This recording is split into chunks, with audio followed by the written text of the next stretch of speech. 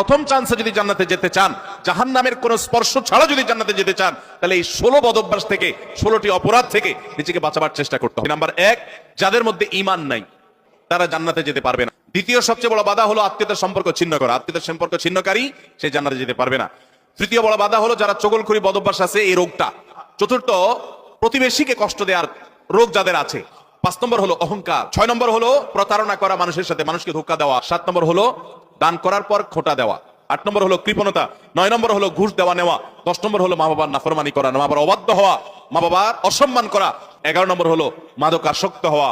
12 নম্বর হলো হারাম উপার্জন দ্বারা, হারাম খাদ্য দ্বারা, পানীয় দ্বারা শরীর গঠন করা। আর 13 নম্বর হলো রূঢ় স্বভাবের হওয়া। 14 নম্বর হলো গণক হওয়া। 15 নম্বর হলো ব্ল্যাক ম্যাজিক করা, ব্ল্যাক ম্যাজিশিয়ান। আর 16 নম্বর হলো সিল্কের পোশাক পরা।